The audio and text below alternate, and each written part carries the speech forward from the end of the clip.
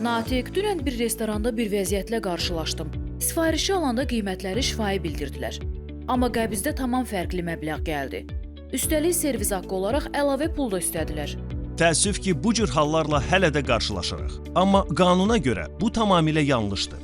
Hər restoranda mütləq şəkildə fiziki, sahibkarın istəyinə görə əlavə olaraq QR kodlu menü olmalıdır. Sifarişçi istədiyi zaman menyuda xidmət və qiymətləri görməlidir.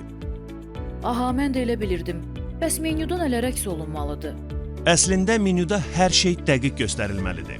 Hər yeməyin adı, növü, qiyməti, porsiyanın pay həcmi və tərkibi birəbir dəqiq yazılmalıdır. Bunlarla yanaşı xidmətlər və əlavə ödənişlər menyuda aydın göstərilməlidir. Bir də bilirsən nədə çətinlik çəkirəm? Bəzi yerlərdə menyu xarici dillərdə olur. Bəs bu məsələ necə nizamlanmalıdır?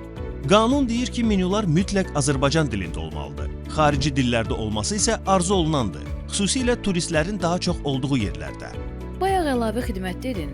Əlavə xidmət deyəndə uşaq əyləncəsi və ya canlı musiqini nəzərdə tutursan? Yaxşı sual verdin.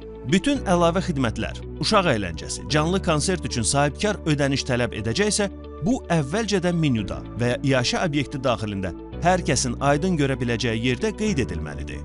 Bu qanunvericiliyin əsas tələblərindəndir. Bu söhbətimizdən anladım ki, qanunvericilik şəffaflıq və dəqiqliyi əsas tutur. Bəli, tamamilə doğrudur. Bu həm müştərilərin hüquqlarını qoruyur, həm də restoranların etibarlılığını artırır. Natiq, çox faydalı məlumatlar verdin. Təşəkkür edirəm. Buyur Vəfa. Bilgili istehlakçı olmaq hər kəsin haqqıdır.